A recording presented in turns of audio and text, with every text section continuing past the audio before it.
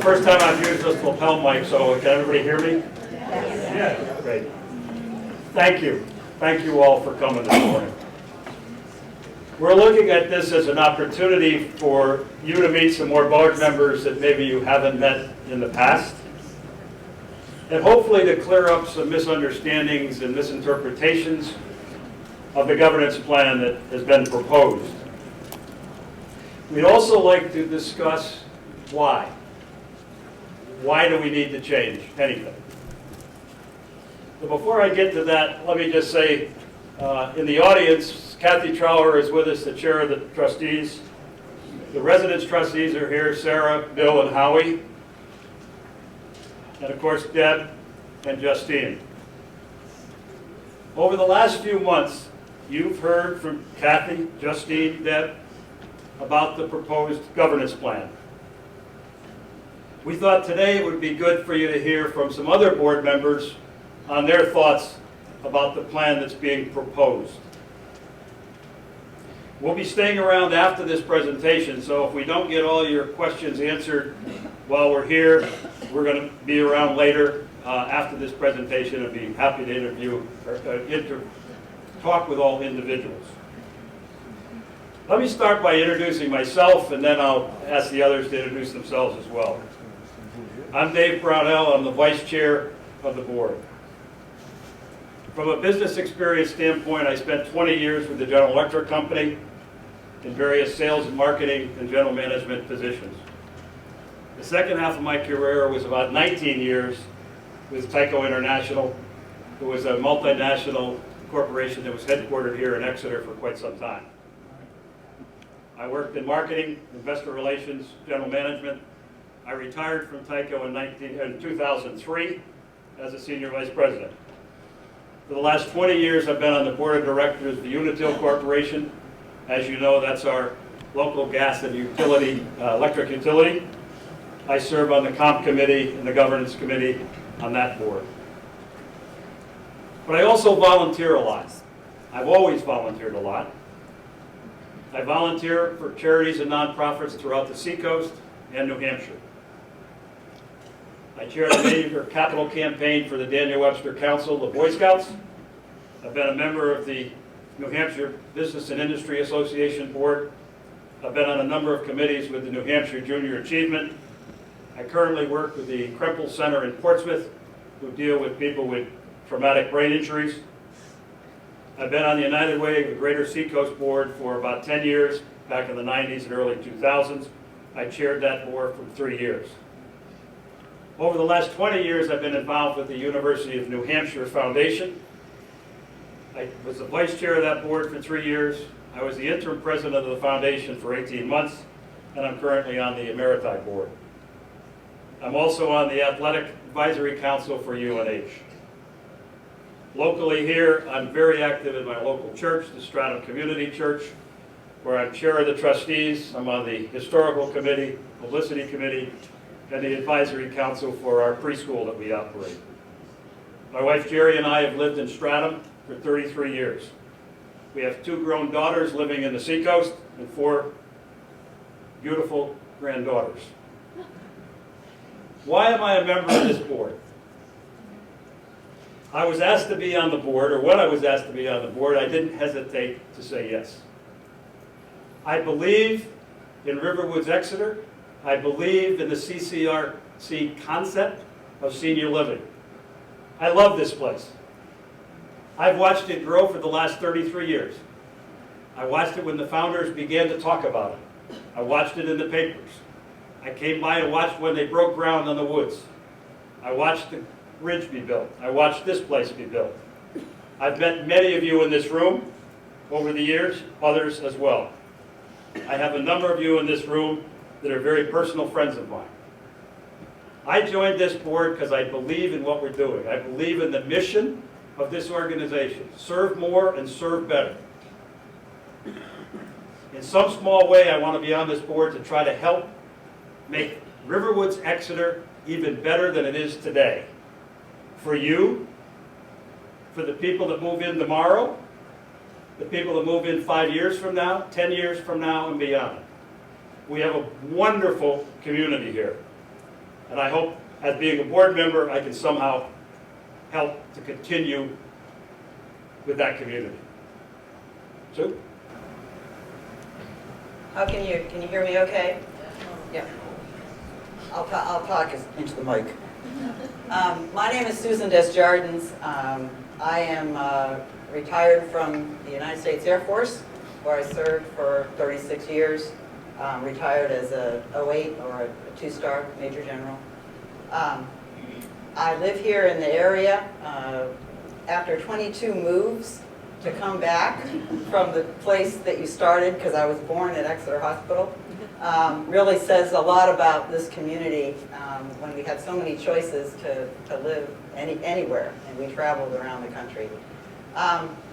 It was a great career, but it was great to come back to New Hampshire and back to the Seacoast area.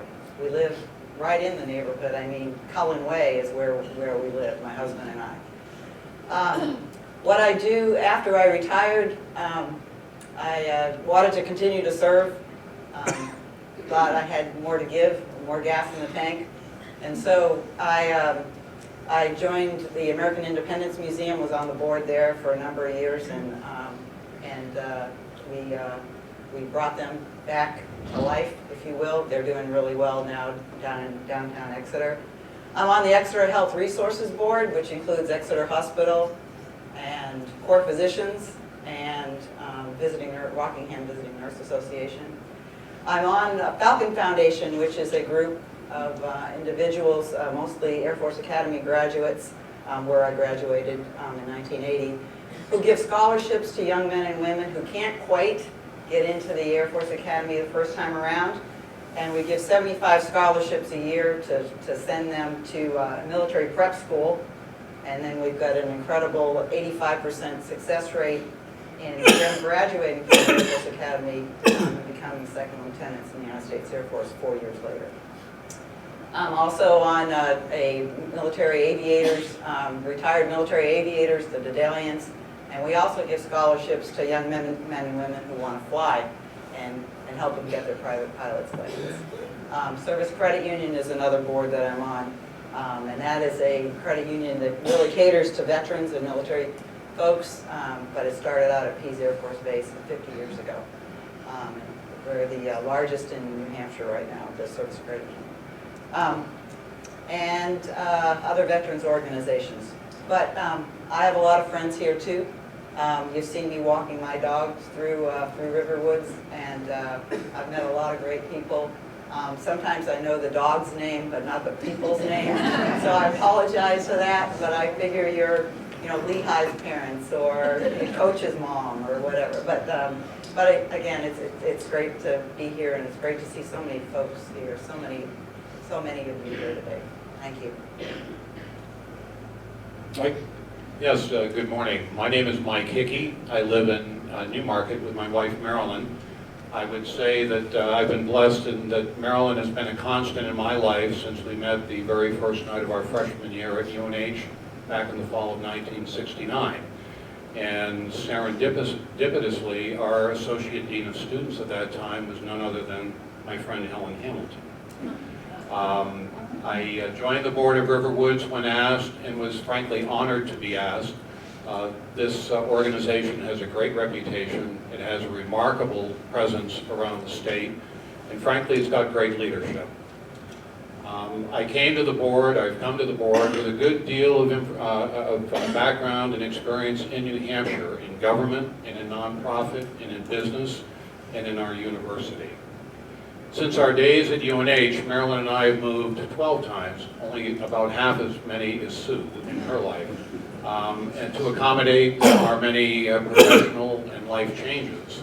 I started out in my career as an intern just down the street in Exeter, working for Charlie Tucker at the Southeastern Regional Planning Commission. Then for a year with the Stratford Regional Planning Commission in Dover.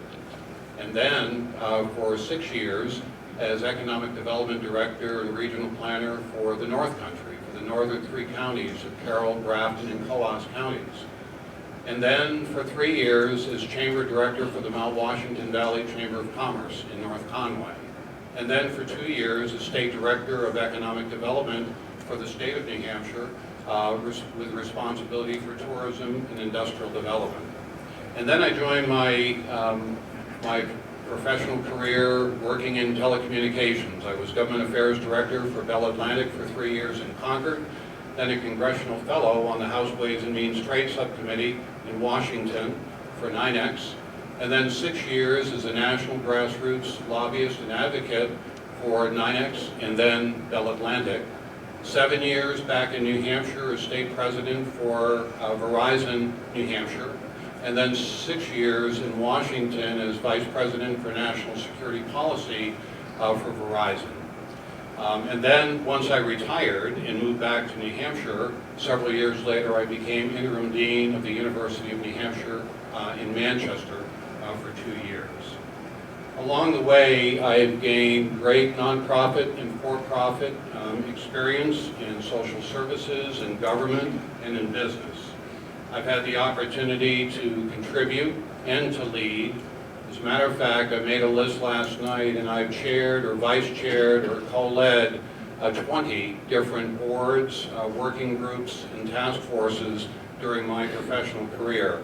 I would appreciate it if you didn't remind Marilyn of that. She tells me that I've been too much of a joiner in my life. I've also come to understand those factors that both limit success and drive success.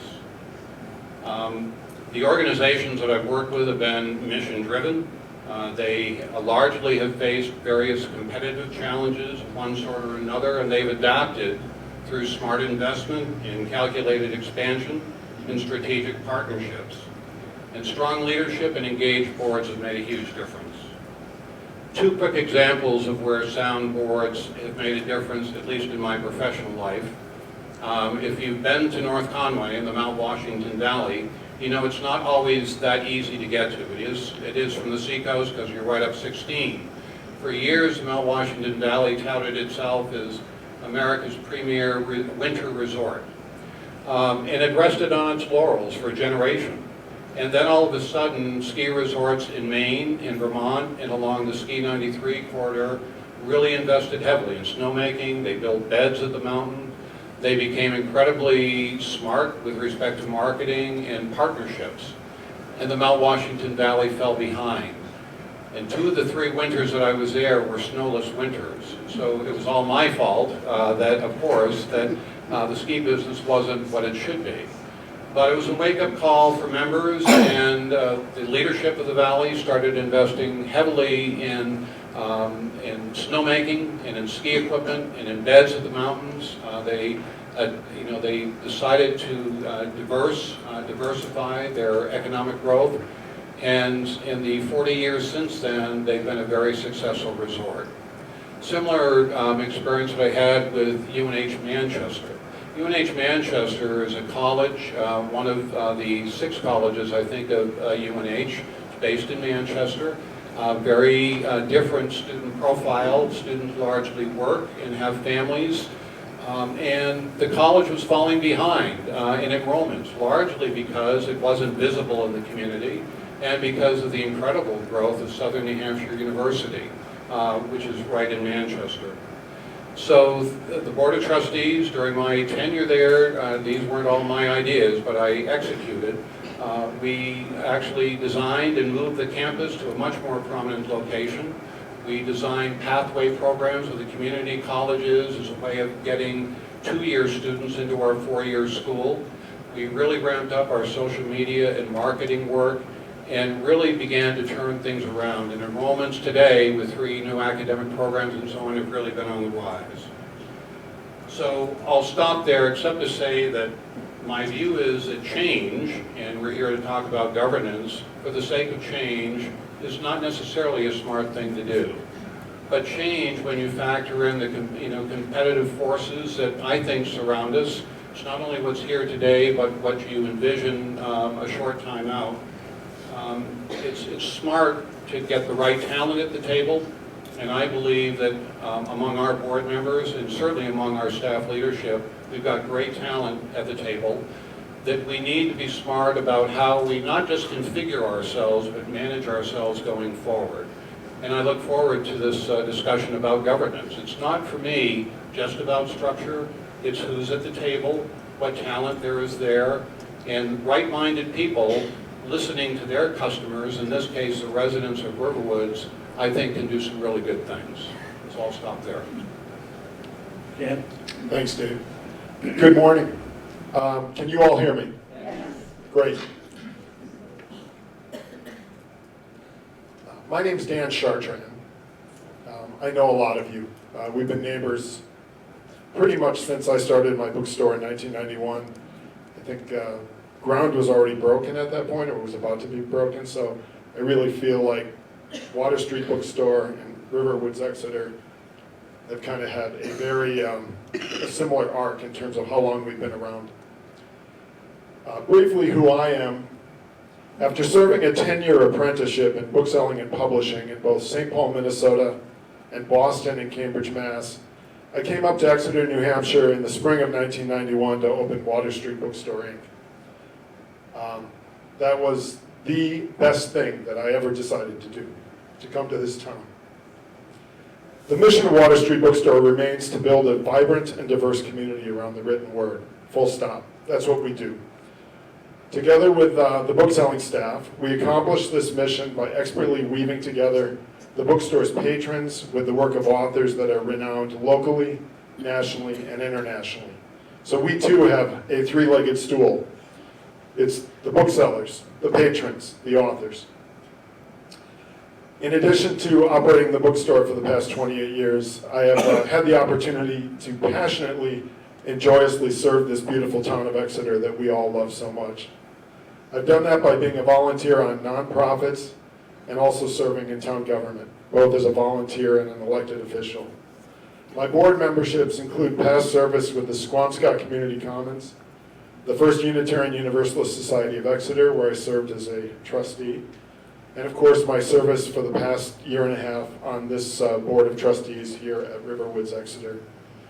I served a 6-year stint as an elected town official on Exeter's Select Board from 2012 to 2018, and there was no community that I considered more my base than this community. I felt very in sync with all of you in terms of what you saw the future of the town being and where we needed to go. I really appreciated this community's leadership for this town. You show up, you vote, and you vote relentlessly, and you vote progressively. I also served as the board chair on the select board from 2016 to 2017. And I'm going to be a little picky here, but other things that I've done in the volunteer arena, I served as a corporator for the Provident Bank out of Amesbury, Massachusetts. I served on the national board of booksellers, the American Booksellers Association.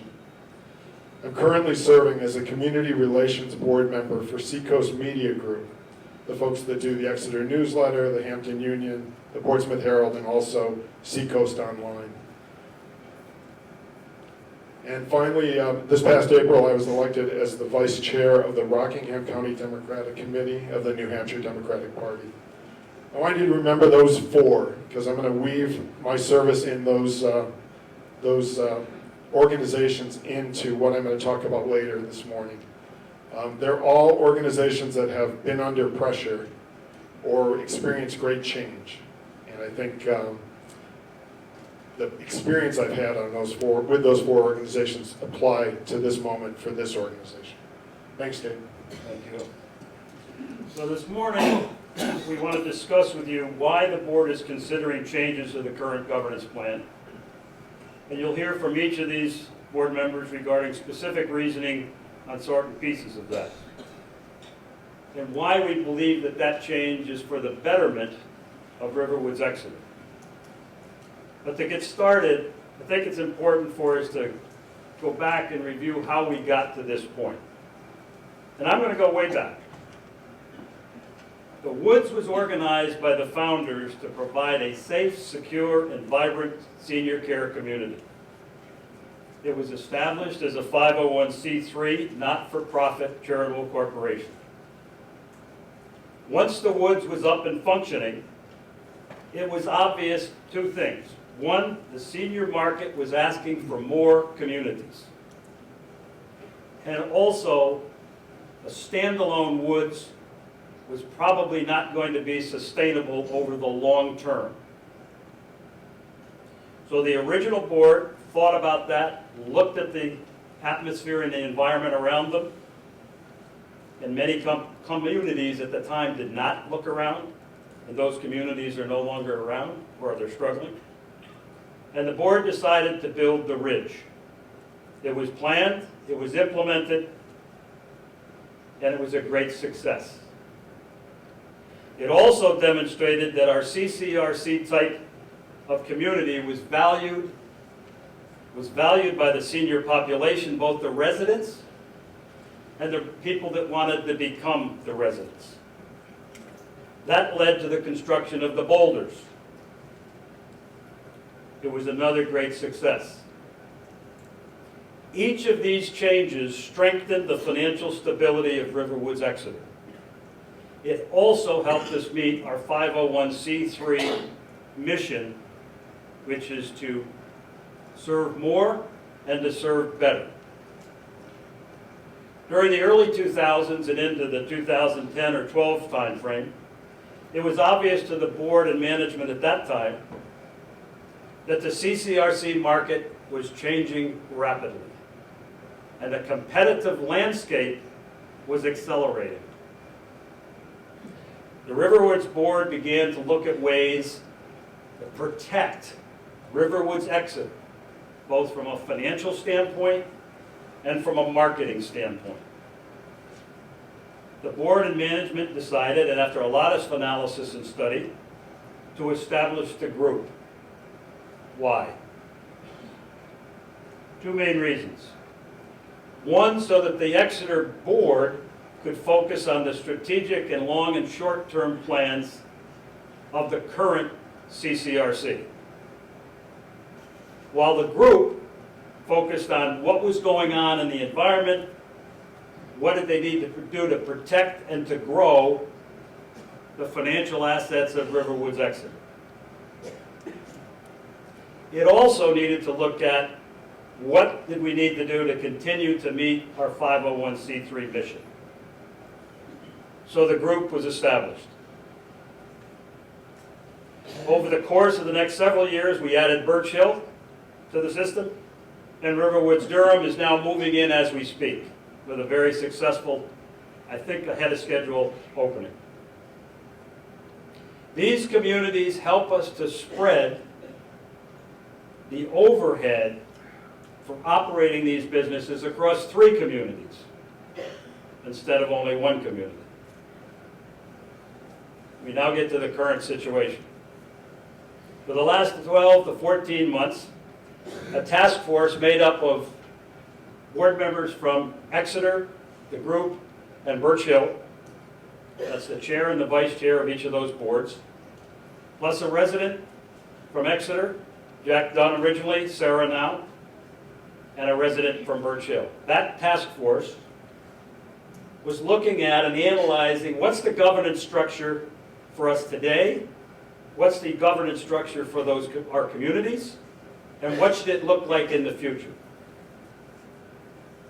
The objective was to determine if there was a more efficient and effective way to structure the boards. We'll talk about some of those areas in a minute. So during that process, the Exeter board was involved in input from the task force periodically at our board meetings as that plan developed. Most recently, the proposed plan was presented to the board, and that same presentation was made to you in September. I obviously don't have to tell you that that was not necessarily favorably accepted.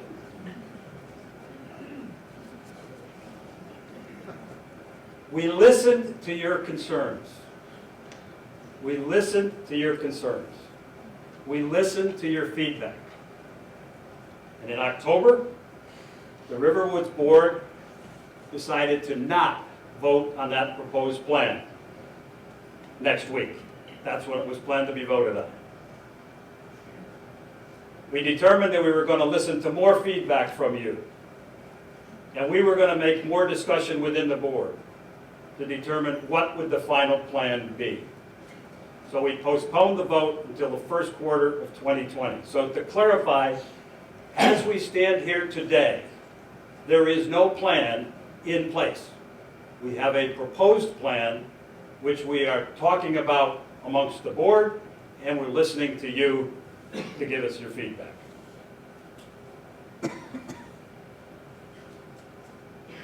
So during the time since you were made that, we had the presentation, you've talked to Justine, Deb, Sarah, Howie, now Bill, many times on many various discussions about your feeling of that plan. Kathy and I have also had discussions with many of you. The resident council wrote a position paper that the full board has received, as well as each of you. We've also sent out white papers to clarify some of the areas that were of concern. Kathy Trower and I met with Jim Pitts and Susan Little a few weeks ago to hear their concerns and to have them give us additional concerns from you. At that meeting, Jim and Susan asked us to send another mailing clarifying the answers to many of the concerns. They asked that we do that in a bullet format for clarity and ease of reading. I think you've all received that mailing in the past week. In addition, many members of the board met with the full resident council just a few weeks ago to again discuss and hear those concerns. I just want to emphasize again, we are listening to your feedback. We are listening to your concerns. But as a board, we continue to take that feedback and discuss it as to how we make a final decision. So we are considering some revisions to that proposed plan. Nothing has been decided specifically yet. We will weave those feedback into that discussion and come up with a plan.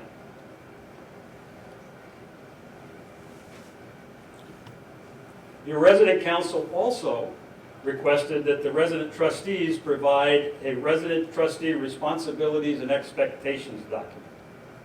That document was reviewed and endorsed by the governance committee of the board and has been sent to Jim. You may have seen it by now.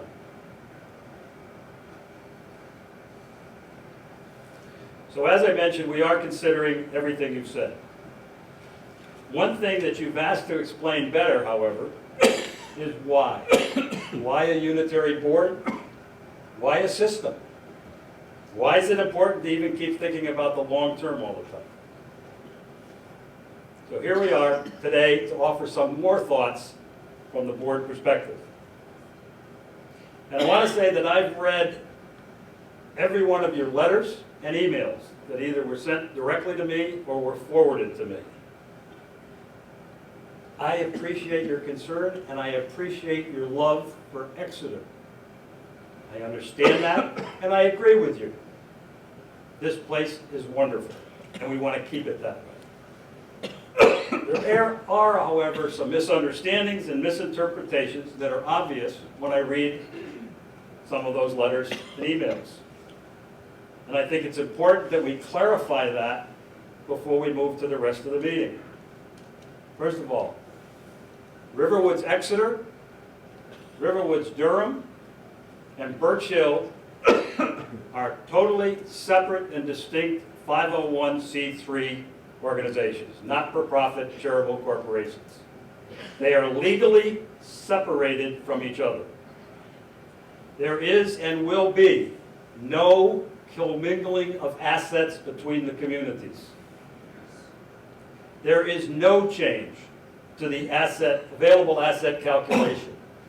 In fact, the available asset calculation cannot be changed without the approval of the New Hampshire Department of Insurance. The loan to Riverwoods Durham was a loan, not a gift. Finance and Investment Committees reviewed that proposal intensively, as did the board. After a thorough review, the Exeter board made a decision to invest in Riverwoods Durham. And it was a solid investment that will pay back with interest at 10%. I think you'll all agree that's a pretty good return. From the Durham standpoint, the loan allowed them to get a very favorable debt structure for themselves for the long term, which will enhance their strength in the total system going forward for years. The obligated group structure that was in the white papers was put there to be totally transparent. It's a financial structure that can be used, but it has nothing to do with the new governance plan. No one that I know in the staff, at the group board, at this board, or any of the outside consultants that we use, believe that that structure is necessary for this organization. It isn't in our planning. It was put in the white paper to be totally transparent, but not to in any way suggest that that was what we were planning to do. And I'll put an aside to that. We put that in the white papers months ago to be transparent. Susan Little and Jim Pitts went to a leading edge conference in California a few weeks ago. In one of the conference explanations, they talked about the obligated group structure. And when I met with Jim and Susan and Kathy and I met, Jim mentioned that that was brought up in that forum. Now I want you to visualize that we had not put that in the white papers. There would be some that would probably suggest we weren't being honest because we didn't tell you about the obligated group structure. That's why it was put in originally. It was not, and I emphasize not, to say that we were going to use it. It was strictly there for information. So with that, let's move on to the questions that I'm sure you're interested in. So my first question to Mike is, what's the role of the board, whether it's a CCRC board or a unitary board? Mike? Well, I guess my view of this is pretty straightforward. If we move to one board structure, it would operate in much the same way that the current Riverwoods of Exeter board functions for this community, except that we would then, as a unified board, be focused not just on Riverwoods of Exeter, but Birch Hill and Riverwoods of Durham. The board would have the same responsibility as it has right now for working with staff on vision and strategies and executions of that strategy in each of the communities. It would set operating and capital budgets. It would also integrate major strategic changes and improvements among the entire system. And it would focus on system-wide quality in performance, financial, operational, and cultural, with a real focus on the culture of each individual community. It's not just what we would do, though, it's how we do it. And unfortunately, because I'm a new member of the board, I've not had an opportunity to meet many of you individually. I have met a number of you. But it's our role as board members to be accessible to you as residents and to listen. Certainly, it will be important for us to remain very mission-driven. We have fiduciary responsibilities as a board that we take very seriously and will continue to. And we will be your advocates. We listen to resident members of the board currently, and even though the configuration that's suggested would change the numbers, we'll continue to listen carefully, and maybe we have to, as a board, drive down our relationships beyond those right at the table to dinner settings and that sort of thing. The governance structure, again, from my standpoint, is not the end game.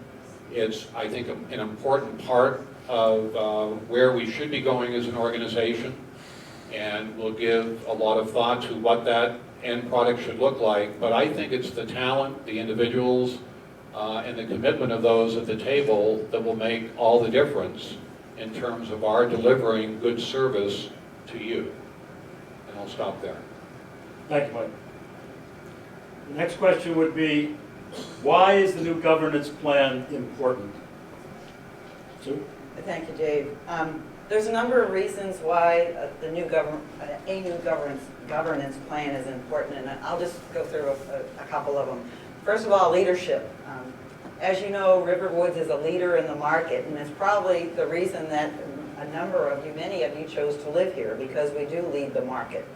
But that market is a very fast-changing market with regard to anything, medical regulations, technology, medical research, and it's also one where the population of 75-year-olds and over will grow 50% and have from 2000 to 2024, and that'll escalate in the next 20 years. And we want Riverwoods in that changing market to continue to retain that leadership position. Number two, nimble. We need a governance plan that allows us to remain nimble and actually board focused and expert on continuing care retirement communities. Allowing and applying the knowledge that we learn across the different communities.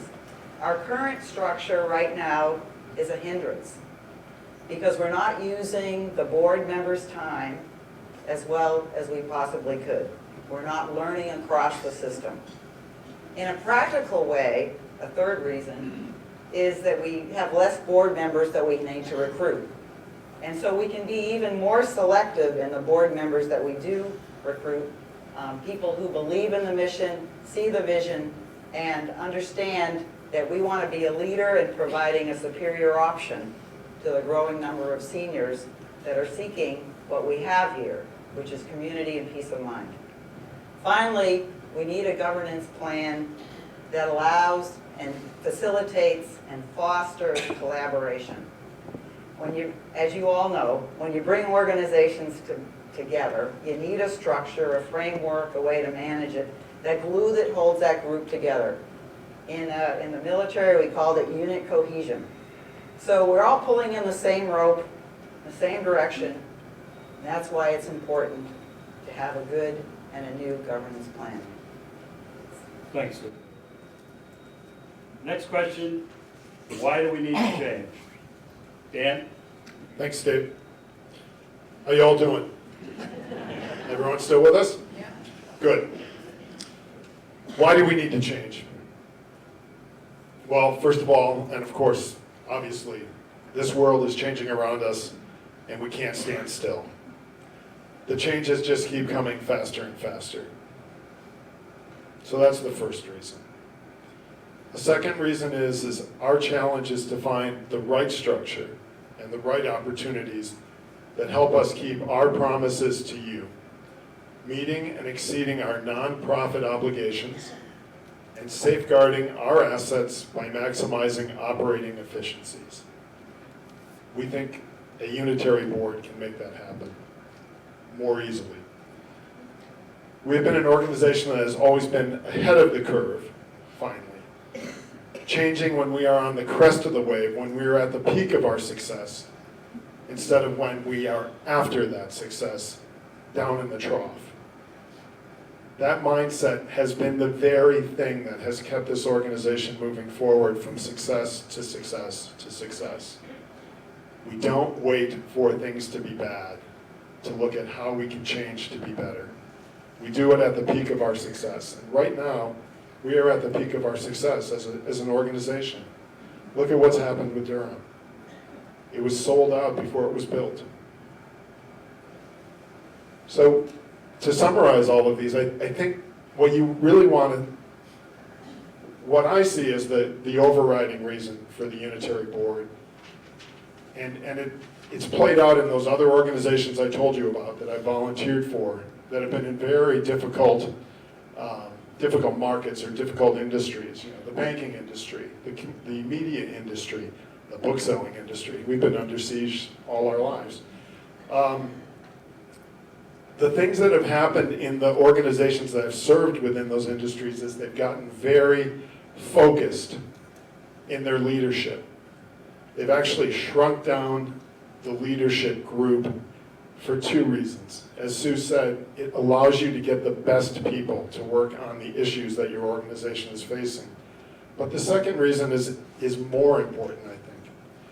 When you're in a change industry, you want your best staff side people focusing not on internal discussions, but on environmental scans. You want to know everything that's going on out in the world of your industry and beyond.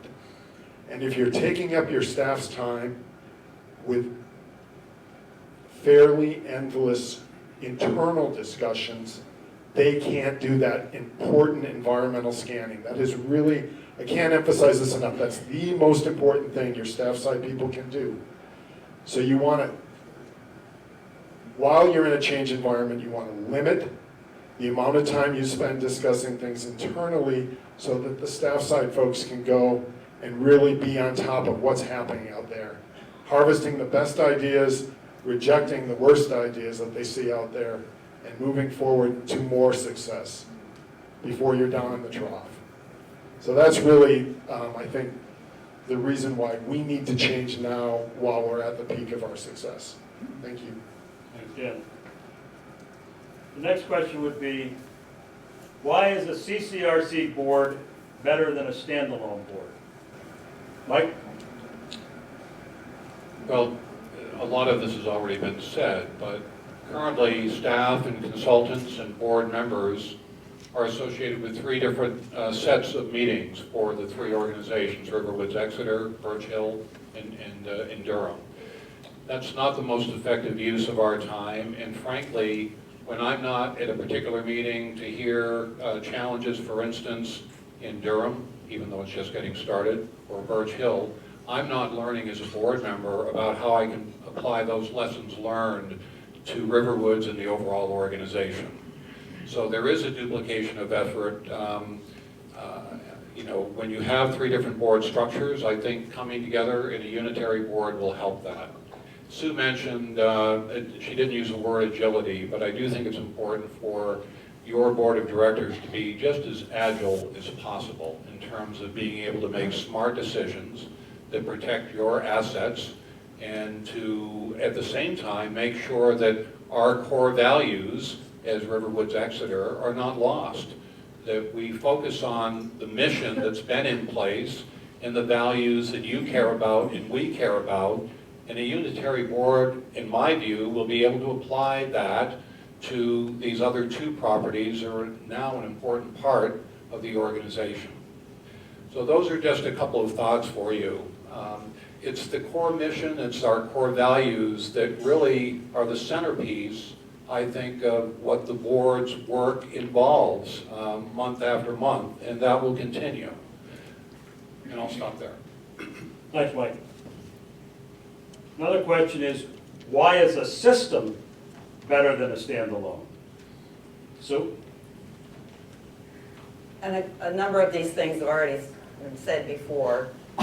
Our history with our own organization, as Dave went through, the woods, then it became the woods and the ridge, the woods, the ridge, and the boulders, and then the woods, the ridge, the boulders, and the group, then the woods, the ridge, the boulders, the group.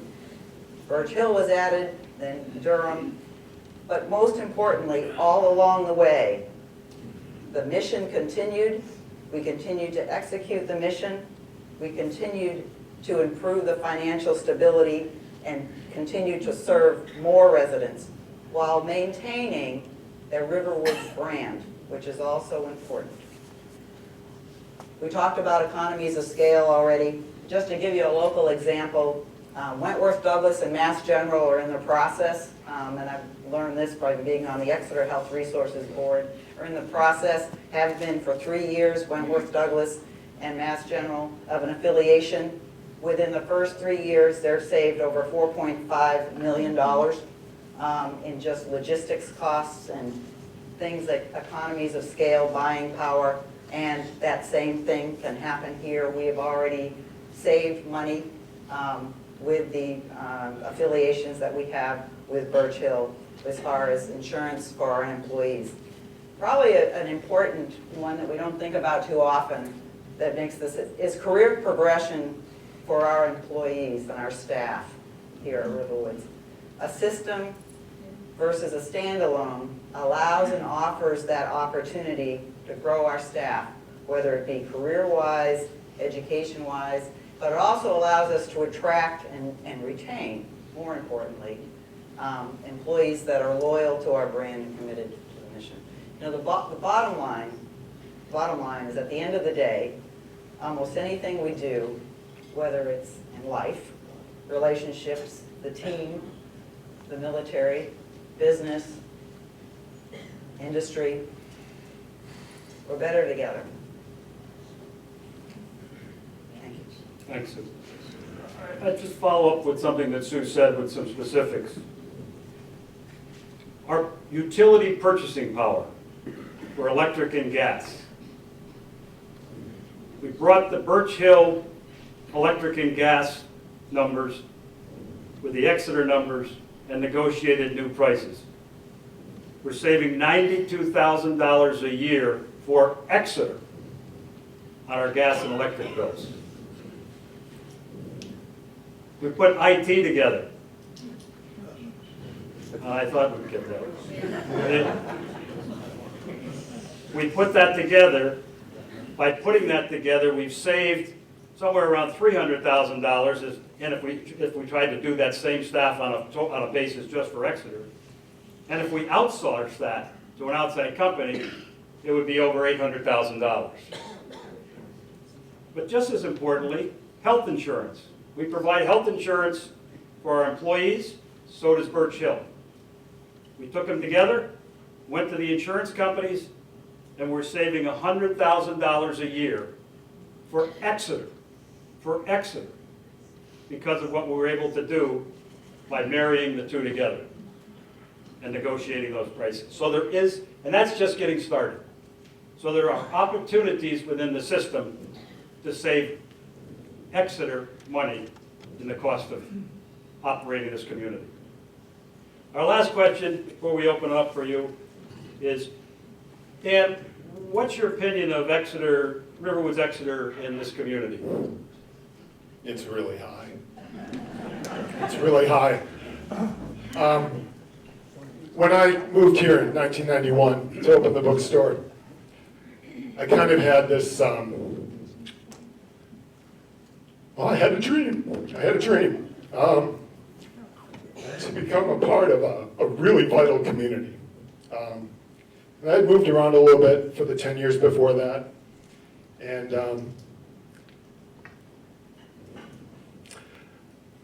I love this town from the moment I saw it.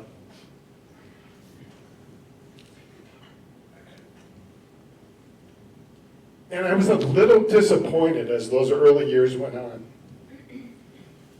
because there was a provincialism to Exeter that held us back from meeting our highest and best goals. Infrastructure in the town was falling behind. We all know the story of the sidewalks in downtown Exeter. The cracked asphalt that had been kind of put in there temporarily and then rolled on for 20 to 30 years. That's just one example. You know, water and sewer improvements were falling behind. There was a real lack of leadership. And it was disappointing and it was frustrating. And then there were these 600-some people that showed up in this town and live out here. And everything changed. It changed utterly. You all got involved and you all showed up and you voted. Oh my God, did you vote? And most importantly, you saw everything through a lens of hope. And it made all the difference for me. It made all the difference for me. So what I want to do for you today because man, you picked me up back in the 90s and the aughts.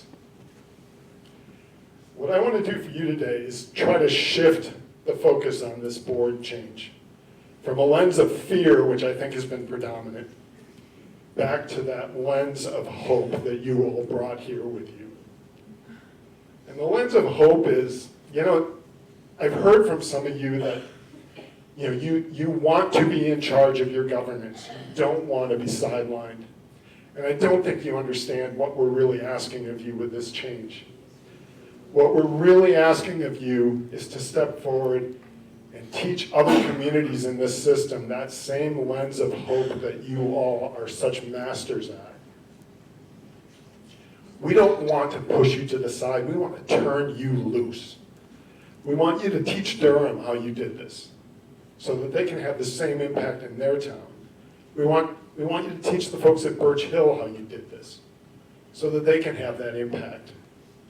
To a lesser degree in Manchester, but I mean, it's a big place. But it's amazing what small groups of people can do.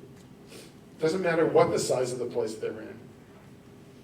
That's really what this is about in my mind, is taking the lens of hope and the inspiration that you give to this town and unleashing it on a regional, on a statewide, on a northern New England basis, maybe eventually.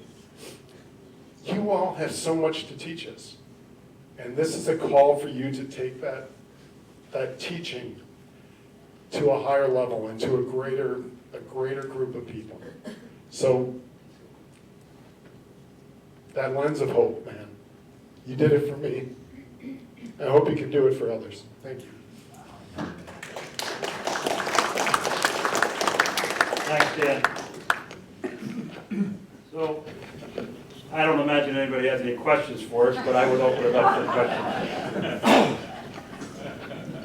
There's a mic coming over for you.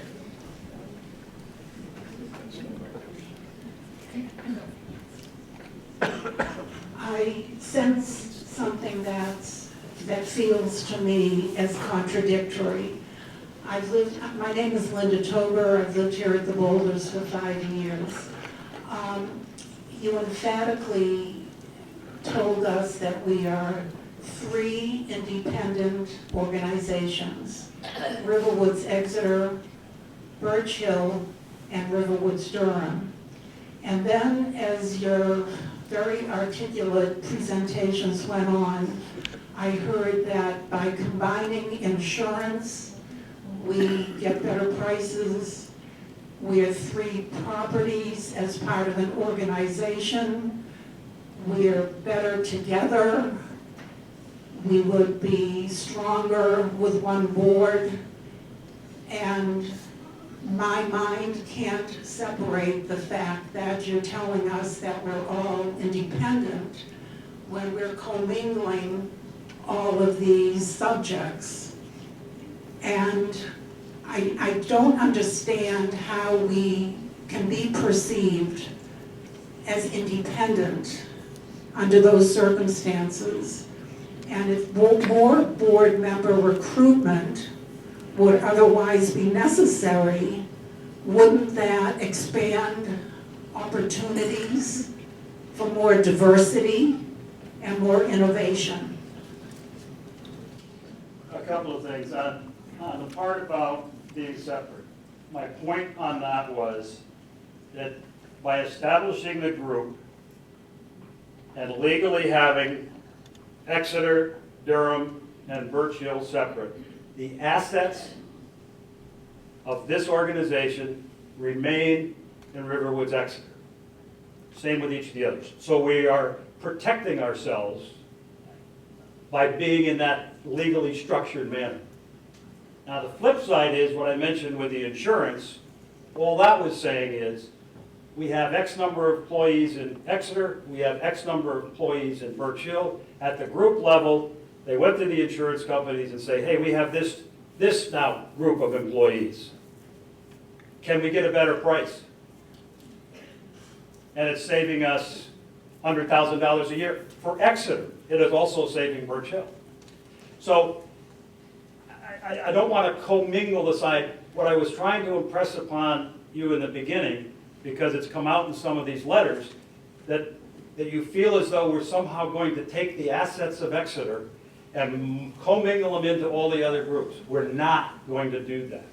But we are, as a system, going to try to take advantage of bulk purchasing and taking advantage of having a bigger pool of employees, in the case of insurance, to try to reduce the cost for Exeter, reduce the cost for Birch Hill, and reduce the cost for Durham. That's what I was trying to explain. I hope that's answered your question.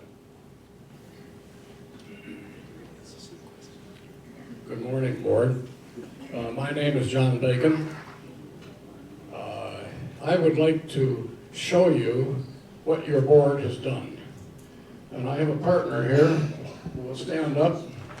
We'll show it to some of you as well. But show it to the board. This is the Exeter board. It is a 10-year run, roughly, of what the fee increases have meant, which you all have done, some of it necessarily, but what you see there is an exponential curve. And you have done that while we had a chance to talk with you. Show the audience what that looks like, Helen. That's what's happened to you guys over the past 10 years as well. Put it on the stage under the light. Sorry? We can't see it. Put it on the stage under the Dan, light. can you take it? I don't like being on stage, that's different. Thanks, Kathy. What that is are the fees that you have paid over and above your original agreement when you came here, starting in this instance in the year 2006. It's a 10-year run, roughly. And that's what's going on every year. Now, we're not here to talk about that. I'm just pointing out to the board that that is what has happened. I want to give you a couple more numbers while we're talking about numbers and then get to the real issue.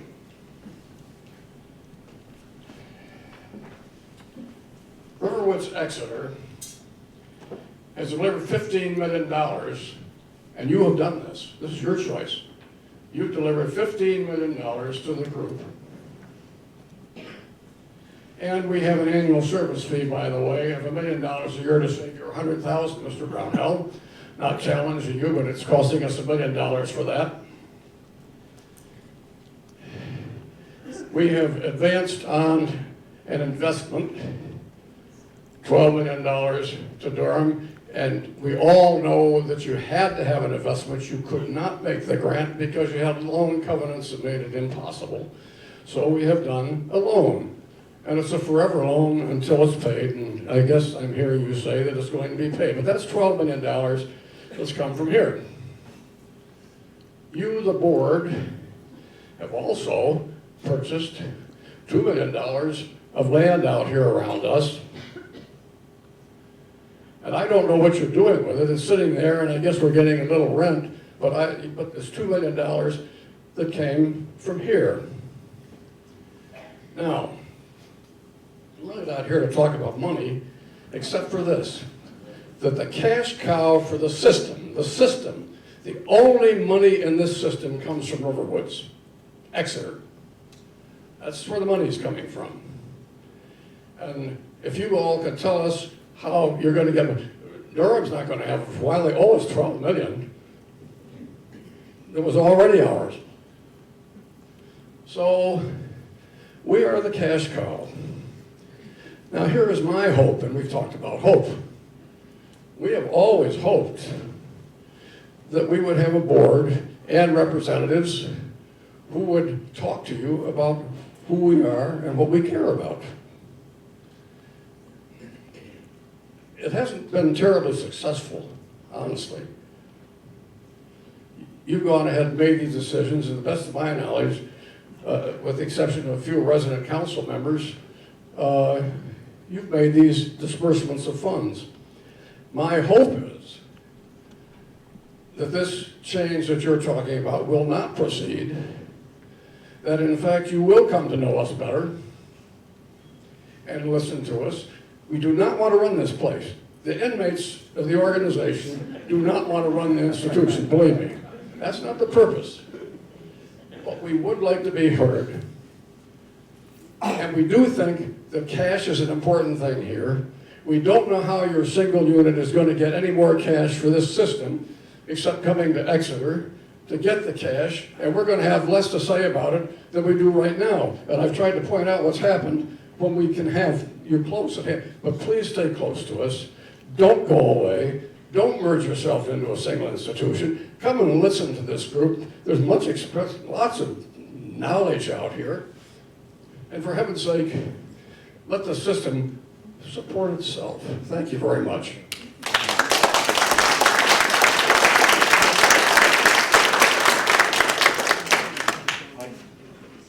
No, there's a question right here. John, thank you for that, and we appreciate your concerns. And we do look at monthly fees. We do look at how we're keeping the cost down. Do we make all the right decisions? No. And I probably would say most of us in the room don't always make the right decision. But collectively as a board, our first and foremost objective is to keep Riverwoods Exeter strong. So the money you talked about, the loan, as I mentioned in my presentation, that loan to Durham, we believe is one of the best investments we ever made, because we're going to get paid back at good interest. If we hadn't put it at Durham, we put it in stock market or bonds or somewhere else. It was an investment. Here's a question. Question in the back. Next question in the back. Hi, I'm Deb Chapman from the Woods, and I want to say that we appreciate the excellent credentials that the group board has, and that's not just because Dan Sharp is a union and a Democrat. My concern has never been with the transition to a single board, nor is it, well, I'm very much aware that we donated several $1 million to Durham before we made them a loan, which we put back. But that isn't my point. My point is representation. You might remember taxation without representation is a very old tradition in this country. We are not one CCRC here in Exeter. We are 3 CCRCs. And we each have our different ages, concerns, problems, and whatnot. I think we at least deserve to have 3 representatives on the group board. I might also say that I'd be very happy if you recruited somebody for your board who had some real knowledge and concern about how we adapt to climate challenges. Thank you.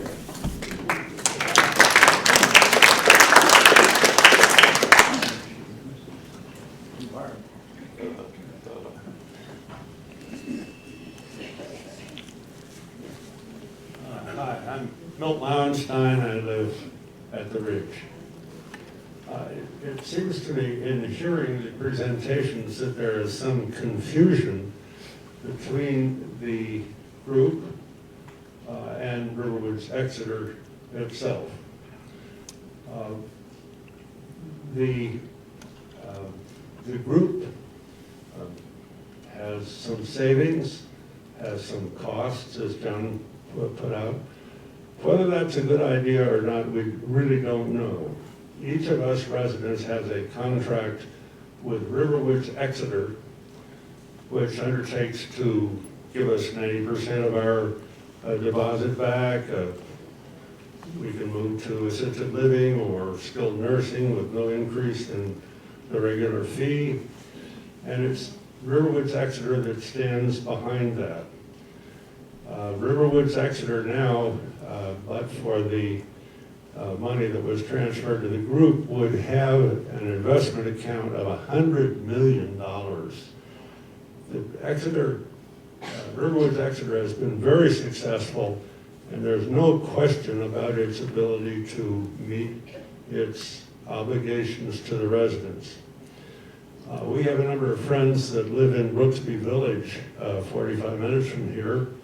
They were owned by a big chain called Ericsson, and Ericsson went bankrupt. And in the bankruptcy, Brooksby was able to extricate itself and become a separate entity, and its people are very happy about that. A couple of years ago, I read in the paper that the largest nursing home chain in the United States had gone bankrupt. That doesn't mean that the group will go bankrupt, but it does raise questions about how sure we can be that the obligations to us residents will be met as we change, whereas with Riverwoods Exeter, there's just no question that its finances are way beyond what it needs, and there's no question about its obligation to us. I think, though, that there's confusion. Mr. Brownell, when you said serve more, that doesn't sound like Riverwoods Exeter. It sounds more like the group, which is trying to serve more. Riverwoods Exeter, by itself, has done a fine job and can continue to do so with its own board of directors. And this proposal, to me, sounds quite risky.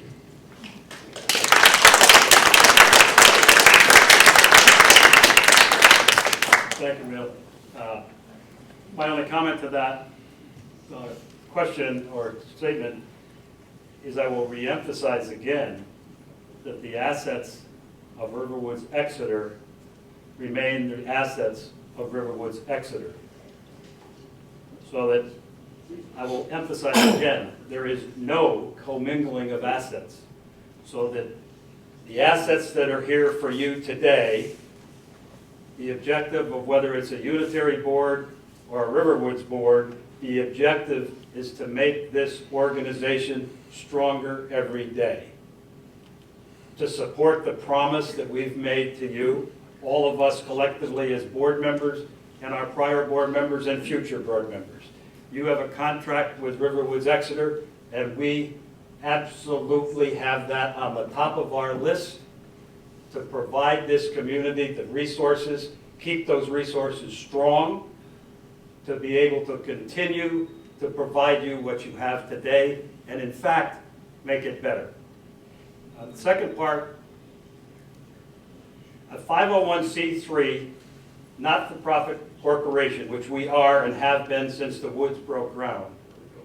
One of those parts of that is a mission, and the mission is to serve the senior community, to serve it as best we can, to improve it as best we can, and to also make it the opportunity available to more people. That is a mission that's been in place since the woods broke ground. That is not something new. We look at that, we take that very seriously. But we also take very seriously the fiduciary responsibility to keep your assets protected. That's all decisions we make, we look at that. Another question? Media, I think, has. Right here. It seems very top-down. I mean, I can understand the oil, electricity, and so on and so forth. And that's a wonderful thought. But that seems up here. That seems an administrative decision. You have real concerns about people here getting lost in the shuffle. You have Birch Hill, what, 150 residents. You have Durham, under 200. You have 600 people that live on these campuses. And yet there are significant differences between the population of people here who live at the woods, who live at the ridge, and live at the boulders. And those voices and those communities need to feel part of this entire plan. I don't think we do yet. I don't think we do at all. I think those of us who live in Riverwoods Exeter feel that 600 people versus less than 300 people divided by 150 is not a fair representation. And I think the overall structure and financial advantages of the board are wonderful. And all of you people have just extraordinary depths of experience at doing those. You also have a sense of maintaining and perpetuating the mission, which is wonderful. And yes, we have to face the challenges of the future. And we don't know all of what those are going to include. But we need to not lose the voice of the communities here.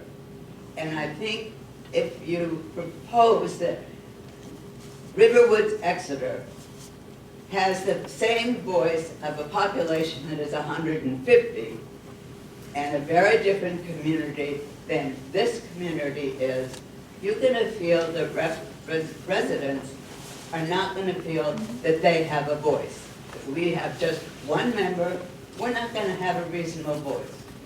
And I think it's not fear, it's a reasonable feeling. And I think that needs to be taken consideration of, and I don't think there's been enough thought to that. It's not fear. It's wanting to be representative and have a voice and have a sense of inclusion. This seems to be the excitement of the board. I understand that. There are wonderful advantages to that. And you all have an individual sense and a cohesive sense of the mission. But I think you're losing your community.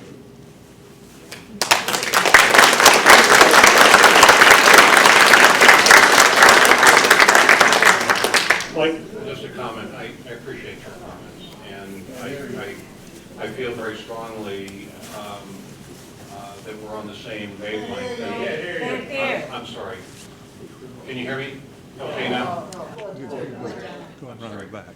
Is that okay? Yeah. Okay. I was just saying that I didn't catch your name, I'm sorry. I'm Edie Baxter. Edie, I appreciate what you had to say. I have no reason to be on this board except to make sure that residents of this community are well served. One of the motivators for my being here is, frankly, I mentioned Helen Hamilton earlier. Helen told me endless stories about this place, about this community, about what was good about it and what its challenges were. And John has expressed some of those, from his perspective in terms of fee increases. But we'll be nothing unless we remain real, unless we remain very organic. And by organic, I mean listening to each other and making sure that whatever the board does and staff does is responsive to your needs. And I don't think that having a unitary board and doing what you suggest, and frankly what we must do, are mutually exclusive. That's just my personal belief, but the listening piece is incredibly important. And I think the board needs more discussion around that. So I'll stop there. But thank you for your comment. Dave, could I just chime in? Everything that Mike just said expresses exactly how I feel as well. What you just expressed, I think, is very much, I heard that. And I'm listening very carefully to all of you. What they said.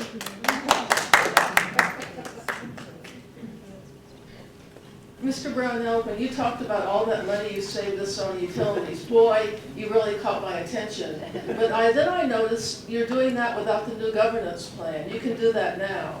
And I don't really see what you'll be able to do if we have a new governance plan that you can't do with the situation the way it is right now. And that's been my concern. I can't see how things are going to change except for the fact that things will be further away from us and get bigger and out of our control.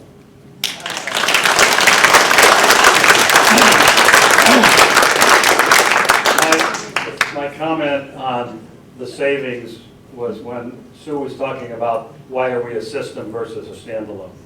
And you're right, it doesn't make any difference on that particular answer whether we're a unitary board or an Exeter board. That's true. That was more of a system question as opposed to the governance question. So you're absolutely right. We got to watch our time because I understand this room is going to be used when we're done. So how about one more question from there in the back? No, we have a lot more questions. And all of us are going to be in the lobby. I'd love to say, I've been told I've got a deadline to get out of here, but I don't know.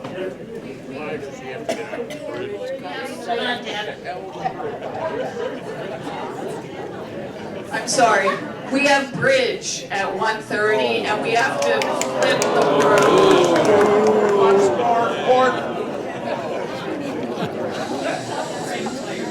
All right, we're gonna keep going on the questions. Where's the mic? in the back. I'm Sidney Wanzer. I'm a member of the board some few years ago.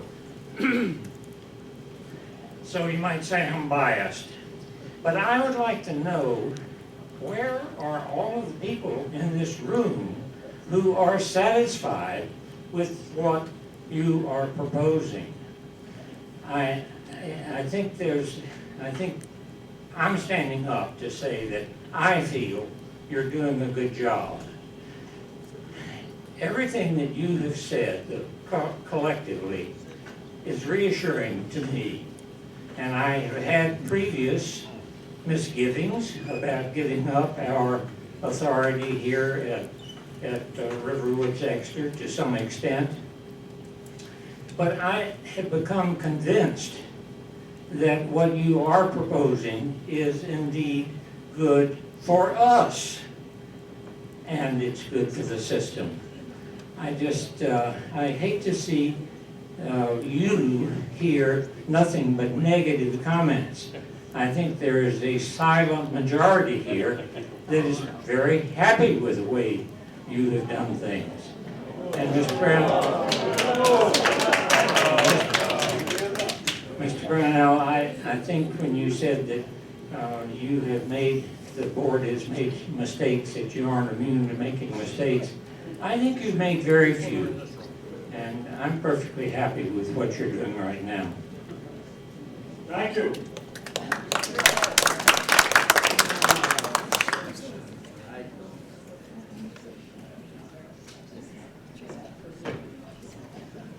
I'm Hollis Caswell. I've been at the Ridge now 14 years, and I think this is the first time I've really seen the... How about that, folks? Yes, that's better. I can't get any closer than that. Okay, all right. Okay, again, I'm Hollis Caswell. I've been at the Ridge now for 14 years. I've never seen as many trustees at any of our meetings, so welcome. My question has to do with the new board. We're going to take 3 boards and merge them now into one. And I'm told that this new board is going to do everything that the 3 boards did previously. And then there's a 4th board. We had the group board. It's out here someplace. And I've never heard what's going to happen to them. Why do we need all these boards if we're going to get all these benefits from having a single one? And how are they going to function? You say you're going to do everything. You're going to become familiar with us. We're going to get to know you. As I say, I've seen you people now, I think 3 times in 14 years. And I don't feel I'm very close to the board.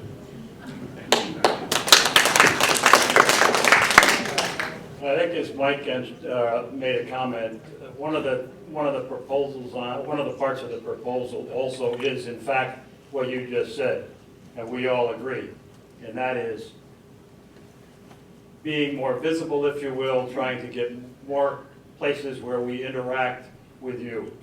We've tried to do that in dinners that we have here periodically. We've tried to do that at the barbecue. We've tried to do that at the Christmas party, holiday party. So we've tried to do that as much as we can. You got 3 times as much to do now. How are you going to do it? And there will probably be transfers of people going to different locations at different times. That's true. But the point is that you want to try to get the voice of the residents. So whether you just talk to me or whether you talk to Sue or Mike, and we might be talking to somebody else, the point is we bring that all back to the one board. The other opportunity with a single board, as Mike mentioned, I think Mike mentioned, there are different things that happen in those 3 different communities. They are different sizes. They are in different communities. They are at different levels of age. So we can take what we learn from that as a board and make better decisions.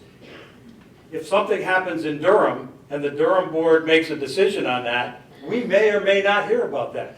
But if a decision is made in Durham and the unitary board is making that decision, we've all learned from it. We've analyzed it, and we know why we're doing that. So we grow, we do a better job as a board, basically supporting this organization. So we're trying to do this, part of the reason we're trying to do this is to be better educated and actually serve you better. What happens to the group board? There is a group board because that's, if you go back and think about what I mentioned at the beginning, a group board is there to try to look way out on what do we need to do as the group in the competitive environment we're in and the changes that are taking place in the CCRC market and in the total senior care market. That's what they're looking at. The CCRC board is going to be looking at what is the right thing to do for Durham, Exeter, Birch Hill, and any others that might come into the system on the CCRC side of it, the strategic part of that. How can we better serve you? The group board's looking, they're looking way out here. They're trying to see how else can we be competitive in this market. Mike mentioned the Mount Washington Valley. They didn't stay ahead of it. They rested on their laurels. And they got burned. And it's taken them a lot of years, but they're back up there. What we're trying to do as a board is not get caught in the trough, as Dan brought up. We're trying to make decisions now while we're all in a positive, good position, where we're serving you the way you should be served, and not wait till we're down in the trough and there is a problem, and oh, all of a sudden we've got to make a change. We're trying to be in front of that. We're trying to look at the future so that, and I've mentioned it in mine before, we're trying to look at it, so what's best for you today? What's best for your colleagues that will be moving in here tomorrow? And what's best 5, 10, and 15 years out? What can we do so that the board members that are here 5 and 10 years from now have a group in front of us which has an organization and a community that's financially sound and is being provided the services that you expect and deserve. That's what we're trying to do. We're trying to stay ahead of it. We want to be the best that we can be for you. That's what we're trying to do. You've been wanting a question, I can tell. Would somebody get a mic over here? We have the next question here Got in the it. back. Okay, would you get a And then mic we'll over here too? Yes. Go ahead. Talk now? Yes. Go for it, Fred. I'm Fred Colewater from the Ridge. There are approximately 2,000. How's that? There are approximately 2,000 CCRCs in our country. How many not-for-profit CCRCs have consolidated, as has been proposed for us, in order to achieve economies of scale, and has it worked? There are a lot of nonprofits. Some have consolidated, some have not. The nonprofits right now, what they're doing is building a heck of a lot more facilities. If you look at the growth of the CCRC market, the nonprofit, the for-profits are accelerating dramatically, and the not-for-profits are like this. So that's one of the dynamics that's changing this whole market from a competitive standpoint. And the for-profits have gone bankrupt, some of them, and are struggling. To give you an exact number, sir, I don't know what the exact number is, but I do know that the for-profits are being very aggressive. My name is Audrey Potter, and I live at. Hold up, Audrey. My name is Audrey Potter, and I live at the Boulders. I want to just deviate a little bit from general conversation. I think all of you have presented very well, but you're all very successfully economically in your lives, in your business careers. I happen to spend my life in mental health, and I see it from a different perspective, and this is just a process comment. I think how much more successful your ideas and receptive would have been if you had been here 3 months ago, instead of having an administrator that we hardly knew, who was relatively new, come in and talk about this. It's something for you to consider. And I think Dan especially touched me because he is a successful businessman in an era, I happen to love bookstores, where bookstores have gone out of business triumphantly. And the reason that it is because when you walk into that store, you feel like a human being. People greet you, they want to help you, nobody's hovering over you. But we need some more of that attitude in the way that you guys are running this.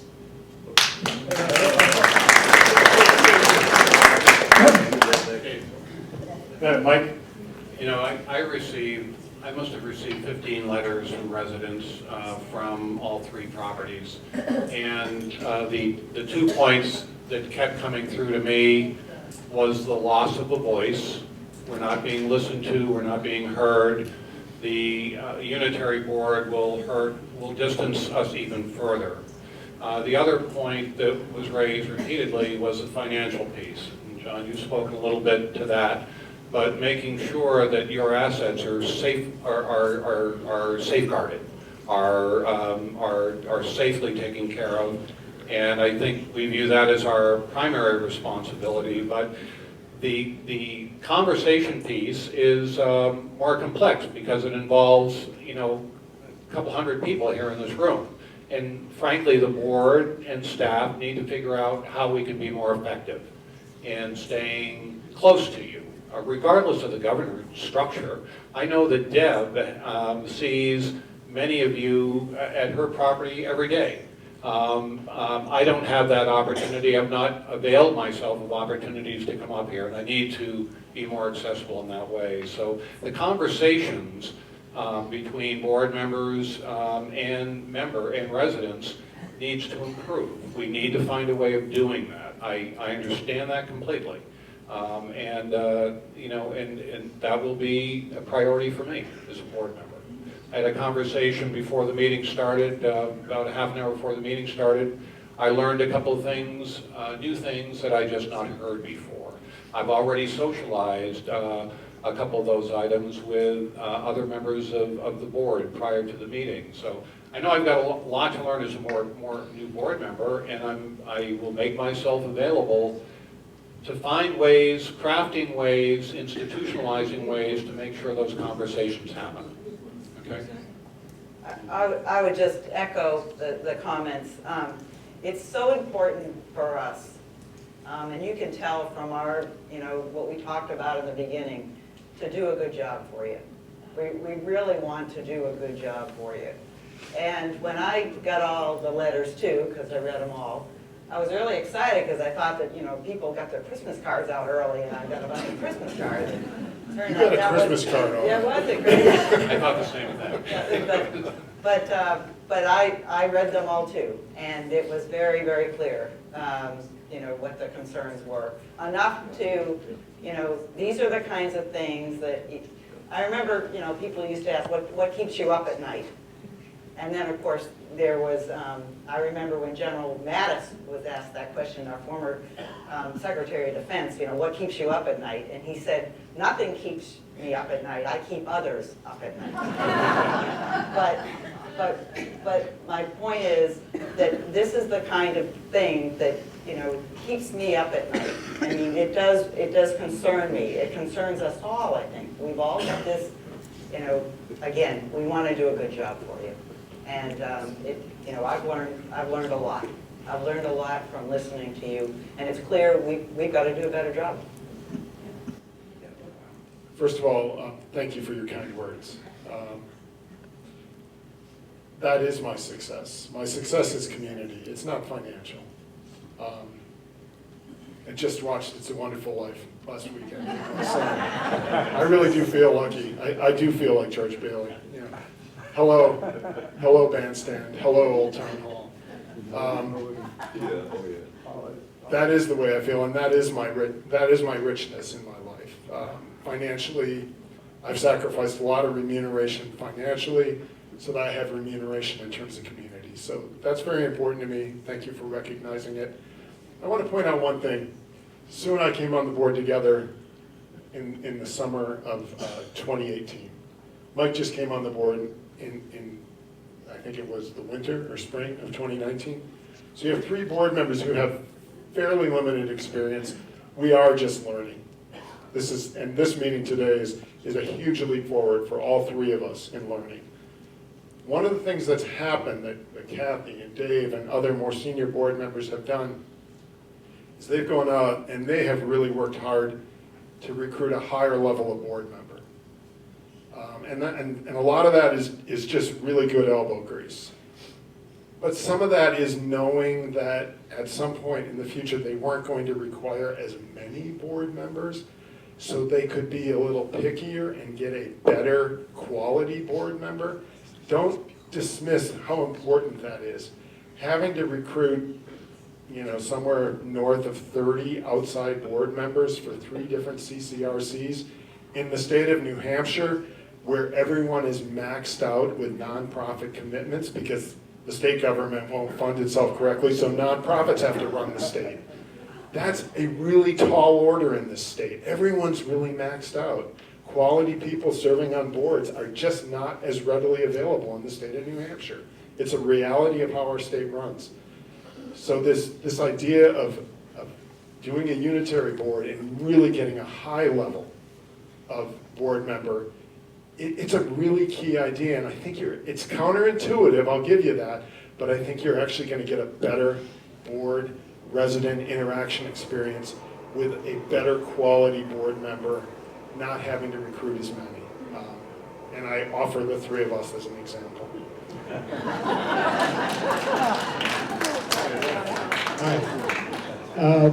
My name is Jacques Smith. I'm married to Edie, and we've been here since July. We live at the Woods. And when we decided to move from our condo in Bedford, Massachusetts, we wanted to go to a CCRC, and we looked at 3 different CCRCs, which probably a lot of you have also. One in Maine, another one in New Hampshire, and the Woods. The reason we came to the Woods was the quality of you all, the residents. You're concerned, you're committed, you love it here, you talk about it, you sell it like the marketing department can't do because they don't live here, okay? The board, and your comments, sir, I'd like to point out that when a merger and acquisition takes place between 2 companies, the first thing they look at is savings. So I don't think you should tout that as a big win, because the board should be on top of that all the time, okay? I like your comment. Us senior citizens are growing the fastest demographic group in the country. Are people with gray hair or no hair? And the backlog of people who want to come to Riverwoods is going to keep on growing. So I'm a little concerned about this meeting that we're having now, but in 10 years, we're going to have a meeting where they're going to want to expand again and take over 2 or 3 other towns in southern New Hampshire. How are we going to deal with that? This meeting is going to go on for at least 10 or 15 years more, because the growth is here. And our federal government isn't going to do anything about it, and the state government isn't going to do anything about it. And I appreciate Dan, because I know he worries about the heat going off in the middle of the night when it's cold. And he's going to go down to the Water Street bookstore and fix the damn heater. Okay? He's not going to call maintenance. He's not that big. Okay? So I think the residents have a strong voice, a strong case, because we are the bosses of these people. Okay? Because we're paying the bills. They are not paying the bills. Thank you very much. Thank you.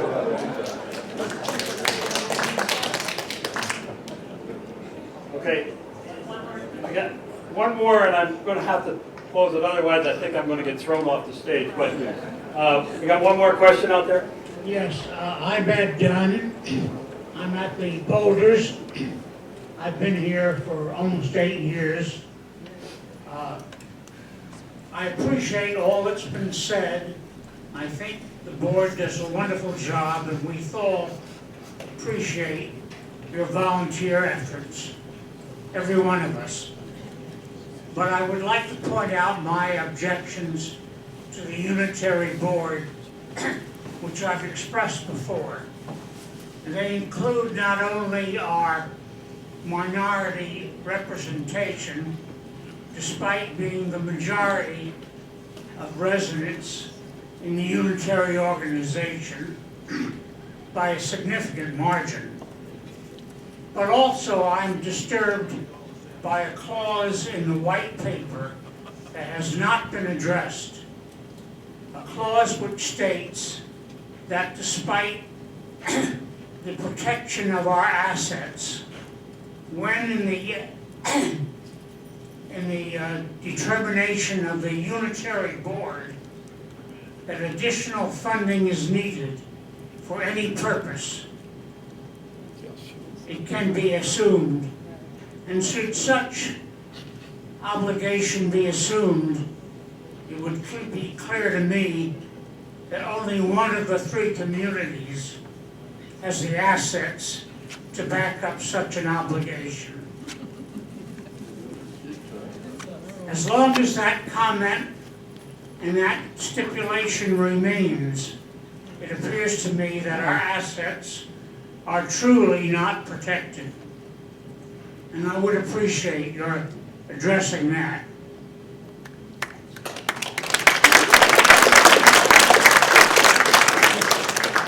And we appreciate that comment, and we have heard you say that in the past. That is some of the consideration that we will take as we look at how to restructure any kind of new governance plan. So we do have to look at that so that it's more clear and it's more finite as to what will or not happen. Do those bottom ones too? We're going to keep doing a couple of questions, and we'll get the room flipped when we meet. Got it, okay. I guess we had another question. Anybody? Right here, yeah, front, Helen. I'm Helen Hamilton, and I thank you for coming today. I'm Helen Hamilton, and I thank you for coming today. This has been a very interesting session, and for any board to suspect that over 600 people are not going to have any concerns, I think would be a disaster. So I think you now know that we will be always having some concerns, and that they should be sent to the boards as soon as they are expressed.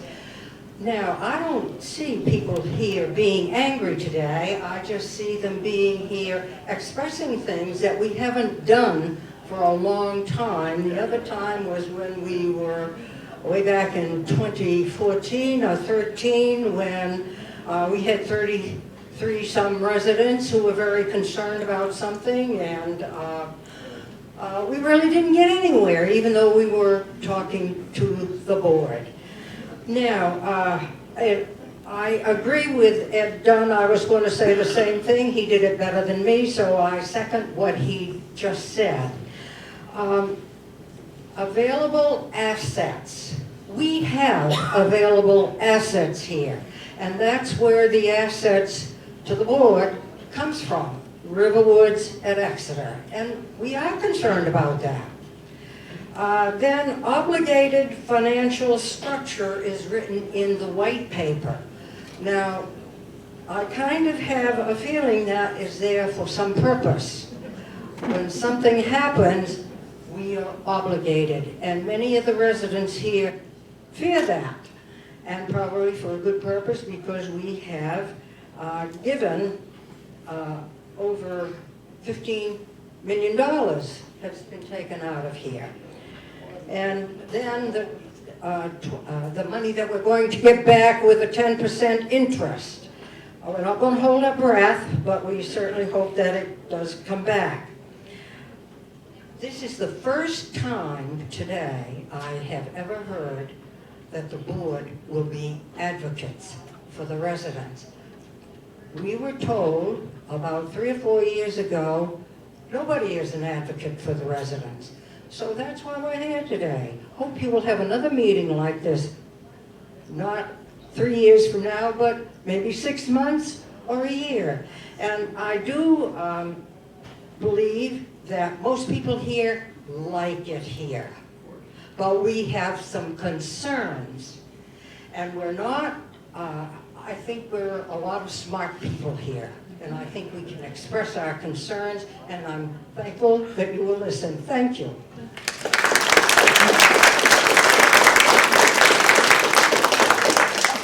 Thanks, Helen. Dave? Yeah. I think the fact that you all turned out today and you've expressed yourself so vigorously is an example of the fact that we are at our peak, not at our trough. The vibrancy of this community, the spit in your eye vigorousness is an example of us being at our peak, and we want to keep it there. So thank you all for being here and expressing yourself so vigorously. So let me just wrap up. We hope it's been two-way. We hope we've answered some of the questions that you maybe had on your mind. We certainly have heard the concerns that you have on your mind, both in your letter writing, emails, and today.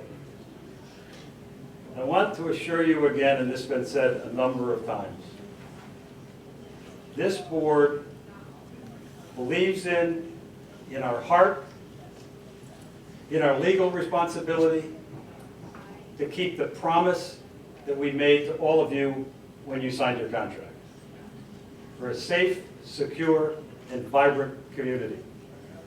That's what all of us sitting here, and Kathy and the rest of us, that's why we volunteer to do this. We volunteer to do this to try to make Riverwoods Exeter better than it is today. And it's great. In fact, I would suggest that we already are the #1 CCRC in New England. We want to keep it that way. So, you know, over the last 25 years, there's been discussions between residents, staff, and board, maybe better at some times than other times. We hope today we can all leave here pulling together. We've heard what you said. We're still working on the plan. In fact, I will say, one of the emails I got was complaining that our marketing wasn't talking about what we were doing. Well, the reason our marketing isn't talking about what we're doing is because we haven't made a decision yet. When the decision is made, we'll change the marketing. We want to work together with the residents, with the staff, and with the board. We hope that you agree with us. Thank you very much for coming.